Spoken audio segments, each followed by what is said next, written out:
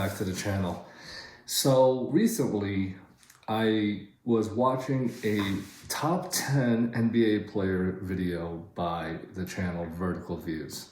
And Vertical Views is a great channel to go check out content, and I've been on their videos many times before, so definitely if you have some time, go look at that video. But I was watching this video and I couldn't help but feel that there was some pretty outrageous things said in terms of the top 10 players today in the NBA. Essentially, it's about the players that are playing right now and where they are. So, for example, if you look at LeBron James, right?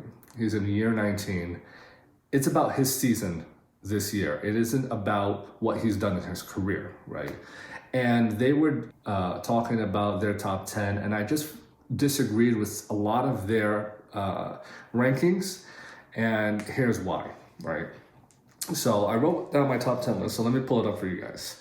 At number 10, I have Anthony Davis, right? And Anthony Davis is the best power forward in the NBA right now. He is playing on the Lakers, so his numbers are a bit down. You know, he probably is coming off that championship high from like a year and a half ago.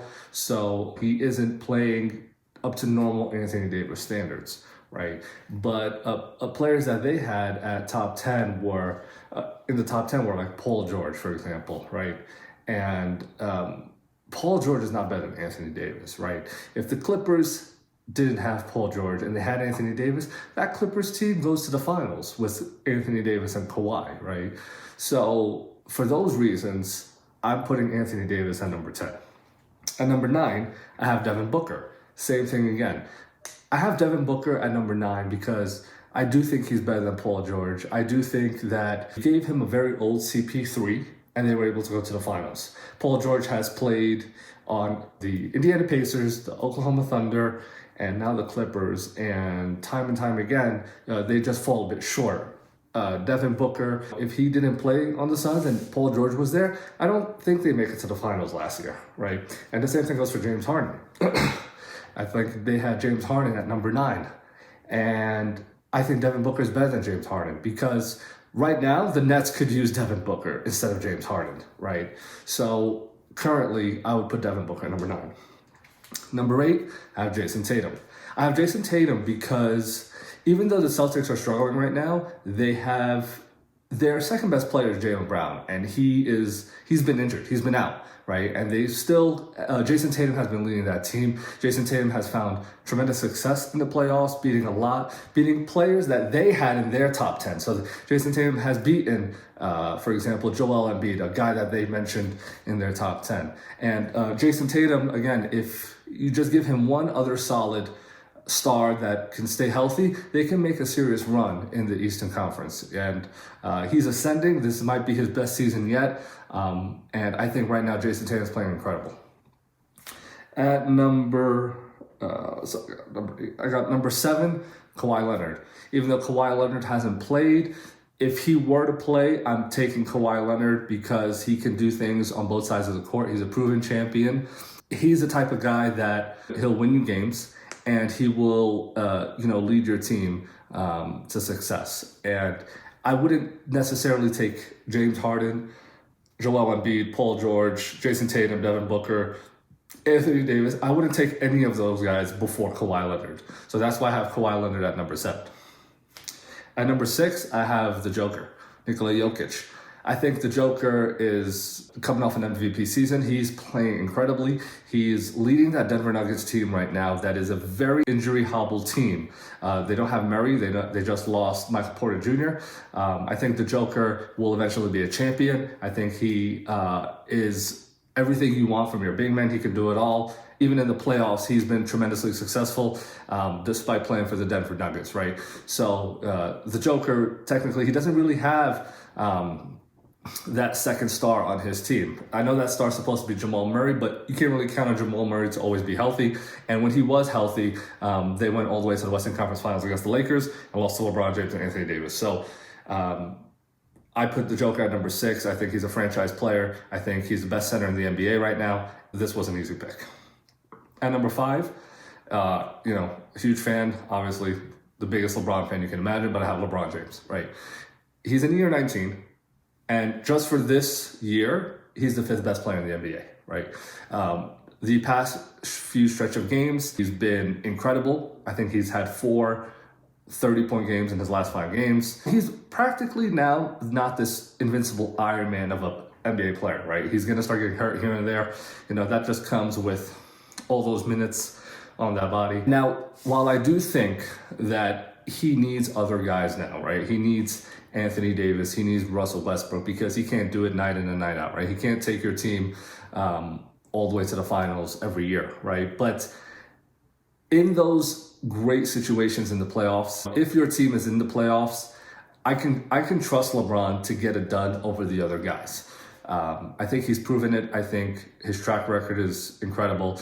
Last year, I do think they would have been in the finals. They lost to the Suns in the first round, but Anthony Davis didn't even play. They had some serious roster challenges with that team because Frank Vogel decided not to play Montrezl Harrell for whatever reasons. So at number 5, I have LeBron James. I do think LeBron James in a head-to-head playoff matchup against any of the guys I mentioned before would outplay those guys in the playoff series, right? I think he would outplay Kawhi Leonard. He always gets the best of him. I think he would outplay the Joker. I think he would outplay or make more of an impact than any of these guys that I mentioned before the top 5. So at number 4, I have Kevin Durant.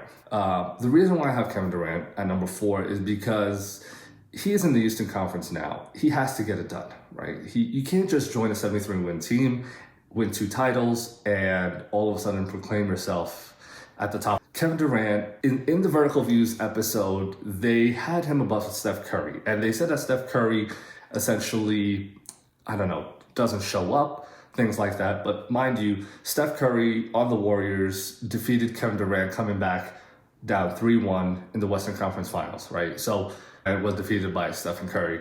And also, you take Steph Curry off the Warriors, right? And you put Kevin Durant on the Warriors, that team does not find that same success, right?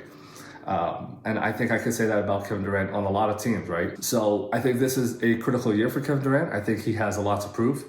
I think he's a great player, and he could easily climb up these rankings. But because there is still that piece that he's missing where winning is questionable, I have Kevin Durant at number 4. Number 3, I have Steph Curry. For obvious reasons, the season that he's having right now is incredible. To say that Steph Curry does not show up in critical basketball games is straight up insanity. And that's what I saw in the Vertical Views episode, right? There are games in the finals where he's struggled, right? But he got to the finals, and he has, for the 20 great games, you're judging him based off of 2 or 3 games, right? Or for the 50 great playoff games, you're judging him off of like the 4 or 5 or 6 bad ones, right? He outplayed Kyrie Irving back in 2017 in the NBA Finals. He's led that team time and time again. He didn't make the playoffs in previous years, but right now they're at top of the Western Conference. It's them or Phoenix right now at the top of the Western Conference, and they have no play. It's just him, Draymond Green. They got some young talent coming up, right? But here's an example. You look at that Warriors team right now, the success that they're having, right? Take Steph Curry off that team and put in Kevin Durant.